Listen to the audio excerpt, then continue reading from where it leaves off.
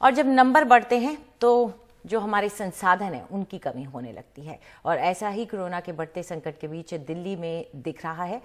Oxygen की emergency हो गई है। अस्पतालों में हालात बहुत खराब हो गए हैं। कल रात जानकारी आई कि कई अस्पतालों में सिर्फ कुछ ही घंटे की ऑक्सीजन बची है। उनमें से कई में तो सिर्फ 4 या 5 घंटे की ही बची थी। हालात इतने बिगड़ गए कि मुख्यमंत्री अरविंद केजरीवाल और उप मुख्यमंत्री मनीष सिसोदिया को ट्वीट करना पड़ा और तुरंत ऑक्सीजन भेजने की केंद्र से अपील उन्होंने की। बिल्कुल, और इस अपील के बाद देर रात दिल्ली के कुछ अस्पतालों में ऑक्सीजन की सप्लाई भी की गई। तो दिल्ली के जिन बड़े अस्पतालों में देर रात ऑक्सीजन की सप्लाई हुई उनमें जीटीबी अस्पताल, सर गंगाराम हॉस्पिटल और मैक्स पटपड़गंज भी शामिल है, जहां पर सुबह कई जगह ऑक्सीजन टैंकर पहुंचे हैं। केंद्र को हाईकोर्ट की फटकार के बाद ऑक्सीजन की सप्लाई हुई है। गंगाराम अस्पताल को रोजाना की जरूरत का आधा ऑक्सीजन मिला है। वहीं मैक्स पटपड़गंज पहुंचा ऑक्सीजन सिर्फ शाम तक ही चलेगा और आज 10 टन ऑक्सीजन एलएनजेपी अस्पताल पहुंचा है। इस पर ज्यादा चर्चा के लिए आइए सीधा रुख करते हैं हमारे सहयोगी सौरभ शुक्ला का। सौरभ, जो ऑक्सीजन की स्थिति है अब ये जब कहा जाता है कि महज 2 घंटे या 3 घंटे की बच गई और उसके बाद सप्लाई का पहुंचना, ये एक जिसे कहते हैं कि सस्टेनेबल सोल्यूशन नहीं है, तो क्या सरकारें या प्रशासन अब कुछ ऐसे तरीकों के बारे में सोच रहे हैं जिससे इस सप्लाई में कभी ब्रेक ना आए और लोगों की प्रॉब्लम्स ना बढ़े?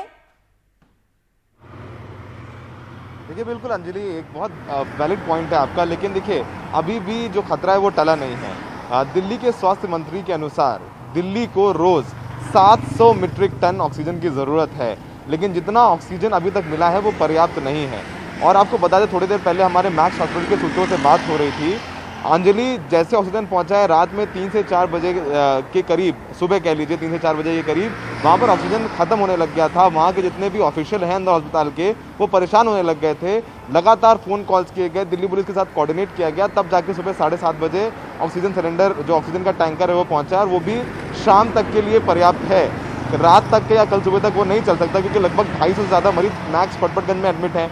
इसके अलावा अगर आप बात करें जीटीबी में, लगभग 3-3:30 बजे के करीब सुबह ऑक्सीजन पहुंचा है। रात में खुद सत्येंद्र जैन को ट्वीट करना पड़ता है, और वो जो उन्होंने ट्वीट किया था अंजलि, वो उसमें जो डॉक्टर हैं उनका मैसेज था, उसमें लिखा हुआ था कि जो आइनॉक्स जहां से ये आता है मोदी नगर गाजियाबाद से, वहां पर से ये ऑक्सीजन टैंकर आने नहीं दिए जा रहे हैं, और 500 से ज़्यादा क्रिटिकल पेशेंट हैं जो जीटीबी में एडमिट हैं। अब भी अंजलि, गंगाराम, मैक्स और जीटीबी को हंगामा हाईलाइट करने के बाद ऑक्सीजन मिल गई है, लेकिन कई दिल्ली के अस्पताल हैं जहाँ पर अब तक ऑक्सीजन नहीं पहुँची है, जहाँ पर पहुँचने वाली, जैसे बीएल कपूर हो गए, आचार्य चक्षु हो गए, अग्रसेन हॉस्पिटल हो गए, कई ऐसे हॉस्पिटल्स हैं अंजलि जहाँ पर अभी ऑक्सीजन नहीं पहुँच पा रही है। देखिए अंजलि, सबसे बड़ी बात यह है कि ये सब कुछ हो रहा है जब कल दिल्ली हाईकोर्ट ने इस पूरे मामले का संज्ञान लिया और केंद्र सरकार को फटकार लगाई। उसके बाद ये पूरा मामला हाईलाइट हो गया। ये समस्या पिछले 2 से 3 दिन से चल रही है।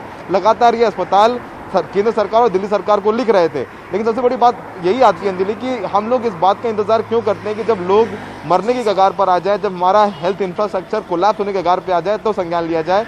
फिलहाल जो ऑक्सीजन मिला है अंजलि, वो भी पर्याप्त नहीं है, और इस पर कुछ ठोस कदम उठाने पड़ेंगे ताकि ये समस्या बिल्कुल अंत हो सके समस्या का। अंजलि, जो यहाँ पर अभी सप्लाई पहुंची ऑक्सीजन की, वो भी कुछ फौरी राहत ही है। बहुत बहुत शुक्रिया सौरभ शुक्ला इस पूरी जानकारी के लिए।